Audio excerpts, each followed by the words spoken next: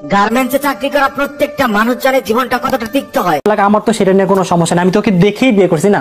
ও যদি টিনের ঘরে থাকতো আমি সেখান থেকে ওকে বিয়ে করতাম, কারণ আমি ওকে ভালোবেসে বিয়ে। বন্ধুরা, আপনারা কি জানেন বাংলাদেশের জনপ্রিয় ইউটিউবার রাকিব হোসেন, ঋতু হোসেন, নুসরাত জাহান অন্তরা এবং জনপ্রিয় মেয়ে ইউটিউবার সানজিদা সিনেকদা আর মিথিলা এই পরিচিত মুখগুলো ভাইরাল হওয়ার আগে কি কাজ করতেন, মানে তাদের জীবনের প্রথম কাজ কি ছিল? না জানলে সমস্যা নেই, চলুন আজকের এই ভিডিওতে আমরা তারা প্রথম জীবনে কি কাজ করতেন তা দেখে আসি।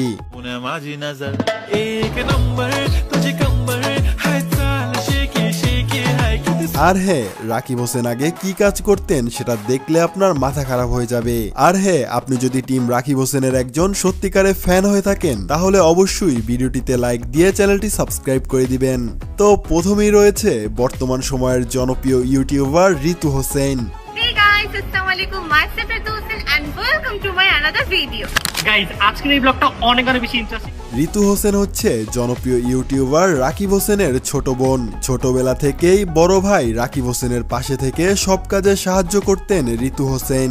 এরপরে তিনি হঠাৎ করে ভাইয়ের দেখা দেখি ইউটিউবে ভিডিও তৈরি করা শুরু করেন। তখন 2016 সালের এপ্রিলের 1 তারিখ ইউটিউবে চ্যানেল খুলেন। Hey guys, my name is Ritu Hossain. Welcome to my new channel. And আমি আজকে অনেক খুব খুশি কারণ এটা আমার নিউ ব্লগ। আর আমার ভাইয়াকে দেখে অনেক ইচ্ছা হইতো যে আমিও ব্লগ করবো এক সময়, আমিও ভাইয়ার মতন হব। ওই চ্যানেলে তিনি নিয়মিত ব্লগ ভিডিও আপলোড করতেন, তাই এখন সেই চ্যানেলে প্রায় 55 লক্ষ সাবস্ক্রাইবার রয়েছে। আসলে রাকিব হোসেনের বোন বলে কথা, রাকিব হোসেন বাংলাদেশের 1 নাম্বার ইউটিউবার।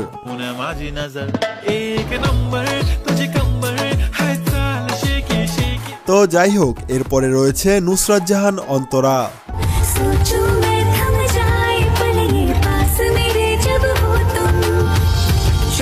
গাইস, অন্তরাকে নতুন করে পরিচয় করিয়ে দেওয়ার কোনো দরকারই নেই। তিনি একসময় জনপ্রিয় মডেল ছিলেন, তবে বর্তমানে বাংলাদেশের 1 নাম্বার ইউটিউবার রাকিব হোসেনের ওয়াইফ। তিনি ইগল মিউজিকের সাথে পরিটারে চাই এই গানটা প্রচন্ড পরিমাণে জনপ্রিয়। মুখে মিষ্টি হাসি দেখতে চমৎকার, এক নিমিষে তাছাড়া নুসরাত জাহান অন্তরার আরো সুন্দর সুন্দর গান রয়েছে, চলুন সেগুলো আমরা এক নজরে দেখে আসি। এক সুন্দরী মাইয়া আমার মন নিল কারিয়া, পারো যদি তোমরা তারে দাও। ওনা যে বধু সাইজাছে রে আজ তার ফ্যান্টাস্টিক লাগতাছে।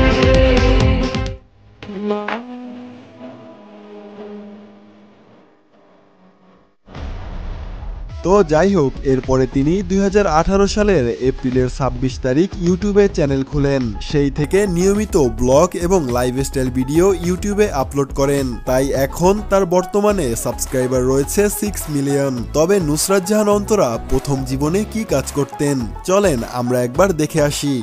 গার্মেন্টসে চাকরি করা প্রত্যেকটা মানুষ জানে জীবনটা কতটা তিক্ত হয়। আমার তো সেটা নিয়ে কোনো সমস্যা নেই, আমি তো ওকে দেখেই বিয়ে করছি না। ও যদি টিনের ঘরে থাকতো আমি সেখান থেকে ওকে বিয়ে করতাম, কারণ আমি ওকে ভালোবেসে বিয়ে। হ্যাঁ, নুসরাত জাহান অন্তরা প্রথম জীবনে গার্মেন্টসে চাকরি করতেন। সো গাইস, এরপরে রয়েছে রাকিব হোসেনের ভাগিনা ইয়াসিন আরাফাতের ওয়াইফ মিথিলা রহমান।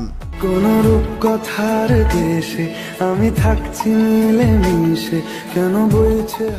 মিথিলা রহমানের জনপ্রিয়তার শুরুটা হয় টিকটক থেকে। আগে তিনি বিভিন্ন মানুষের সাথে লিপসিং করে টিকটক ভিডিও তৈরি করতেন। এভাবে ধীরে ধীরে তার ফ্যান ফলোয়ার বাড়তে থাকে।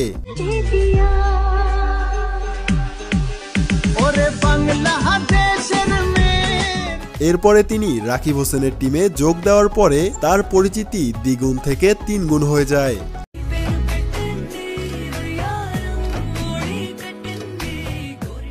রাকিব হোসেনের টিমে যোগ দেওয়ার পরে কিছু সমস্যার কারণে তারা ওই টিম থেকে আলাদা হয়ে যায় এবং এখন শুধু রাকিব হোসেনদের কপি করে।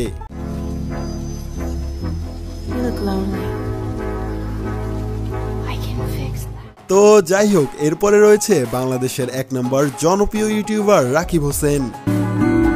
Hey guys, Assalamualaikum. Myself Rakib Hossain and welcome to my another vlog. Guys, আজকের এই ব্লগটা কিন্তু অনেক অনেক বেশি স্পেশাল।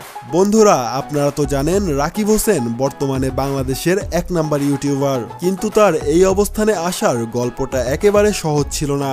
ইউটিউবিং এর আগে Rakib Hossain cycle stand video করতেন, যেখানে তাদের লিডার ছিল জনপ্রিয় ইউটিউবার ফাহিম চৌধুরী।